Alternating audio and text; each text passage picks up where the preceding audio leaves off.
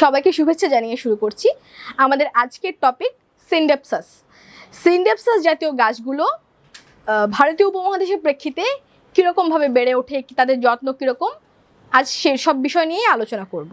সিনডেপসাস জাতীয় গাছগুলোর ক্ষেত্রে যেহেতু কাটিং থেকে আমরা গাছগুলো প্রপাগেট করি, কাটিং থেকে প্রপাগেট করার ক্ষেত্রে আমরা ওয়াটার প্রপাগেশন ইউজ করতে পারি, সরাসরি মিডিয়া ব্যবহার করে ফেলতে পারি, বা যে কোনোভাবে গিয়ে প্রপাগেশন সম্ভব, এবং কাটিং প্রপাগেশনটাই আসলে সবচেয়ে বেশি ব্যবহৃত হয়। সিনডেপসাস জাতীয় গাছগুলোর ক্ষেত্রে মিডিয়া এবং পানি এবং আলো সবকিছু নিয়েই আজকের আলোচনার বিষয়।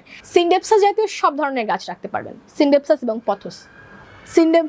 এবং পথোস ওই নরম রোদটাতে খুব ভালো বৃদ্ধি পায়, এবং এই ধরনের গাছগুলো আলোক দিকমুখী হয়। আলোক দিকমুখী মানে সূর্যের আলো যেদিকে তারা দেখবে বেশি, তারা সেই দিকে মুখ করে রওনা হবে, এবং নতুন পাতা দেখবেন, নতুন ডাল হবে তখন আপনি দেখবেন সূর্যের আলোর দিকমুখী হয়ে বেড়ে উঠছে।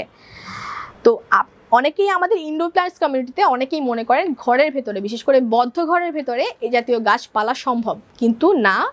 পথোস এবং সিনডেপসাস, বিশেষ করে অ্যারোয়েড জাতীয় যে কোনো গাছের ক্ষেত্রে আপনার সানলাইট মাস্ট। আপনাকে তীব্র রোদের তাপ দিতে হবে না, কিন্তু অন্তত 2 ঘন্টার জন্য হলেও আপনার সানলাইট লাগবে। যে কোনো গাছের ক্ষেত্রে, যে কোনো ইনডোর প্ল্যান্টসের ক্ষেত্রে আপনার সানলাইট অবশ্যই দিতে হবে।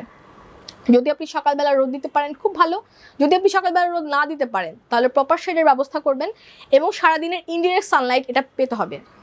পথোস এবং সিনডেপসাস জাতীয় গাছগুলোতে সবসময় সারাদিনের ইনডিরেক্ট সানলাইট ছাড়া গাছগুলোর স্বাস্থ্য ভালো থাকে না।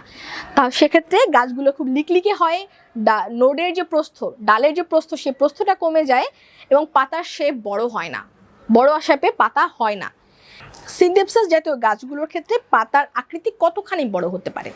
সিনডেপসাস জাতীয় গাছ আপনি যদি প্রপার সানলাইট দেন, দুপুর 12টার আগ পর্যন্ত প্রপার সানলাইট দিলে গাছের পাতা এতখানি বড় হয়। এই যে গাছটা আমি ধরে রেখেছি, এই গাছটার নাম হচ্ছে গ্রিন স্প্ল্যাশ। আপনি যদি সারাদিনের ইনডিরেক্ট সানলাইট দেন এবং দুপুরবেলার 12টার আগ পর্যন্ত যে সানলাইটটা আসে সেই সানলাইটটা দিতে পারেন সরাসরি, তাহলে আপনার পাতার সাইজ এরকম হতে পারে, এতখানি বড় হবে। এখন আসি সিনডেপসাস জাতীয় গাছগুলোর ক্ষেত্রে রোগ বালাই হয় কিনা, এবং আলটিমেটলি আমরা সিনডেপসাস জাতীয় গাছগুলোর ক্ষেত্রে ফাঙ্গিসাইড কিংবা সার কিভাবে ব্যবহার করব।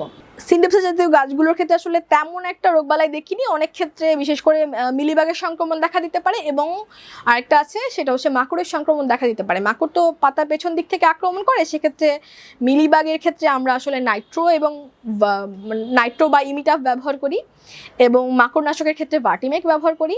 এটা হচ্ছে রাসায়নিক উপকরণ, এটা হচ্ছে সরাসরি গিয়ে রাসায়নিকভাবে আপনি পানিতে মেশাবেন, পানিতে মিশিয়ে আমরা পাতাগুলোতে স্প্রে করে দেবো, পাতা এবং মিডিয়া সবগুলোতে স্প্রে করে দেবো, তাতে আমরা এখান থেকে আসলে মুক্তি পেতে পারি। ওভারঅল সিনডেপসাসে আসলে তেমন কোনো রোগবালাই আসলে হয় না, যদি হয় সেক্ষেত্রে আপনারা এই ব্যবস্থাগুলো নিতে পারেন। আরেকটা ব্যাপার সেটা হচ্ছে সিনডেপসাসে আসলে কী ধরনের সার লাগে। সিনডেপসাস জাতীয় গাছগুলো, বিশেষ করে সবুজ যে গাছগুলো, এটার সঙ্গে আসলে নাইট্রোজেন জাতীয় সারগুলোর আসলে কোনো রকম সমস্যা হয় না। নাইট্রোজেন জাতীয় সারগুলো আমি ভার্মি কম্পোস্ট বলছি, গোবর বলছি, এমন কসমোকট বলছি, সবগুলো আপনি সব ধরনের সার ব্যবহার করতে পারেন। এবং প্রতি মাসে 15 দিন পরপর, সবচেয়ে ভালো হয় 15 দিন পরপর, যদি আপনার সাথে সময় না থাকে আপনি 1 মাস পরপরও গিয়ে দিতে পারেন। সেক্ষেত্রে প্রতি মাসে 15 দিন বা 1 মাস পরপর আপনি ফাঙ্গিসাইড স্প্রে করবেন, এপসম সল্ট স্প্রে করবেন। এপসম সল্টে যে ম্যাগনেসিয়াম এবং সালফারটা থাকে, ম্যাগনেসিয়াম এবং সালফার গাছের গ্রোথ বাড়িয়ে তোলে। আজ এ পর্যন্তই, পরের পর্বে দেখা হবে অন্য কোনো প্ল্যান্ট নিয়ে। সবাই ভালো থাকুন।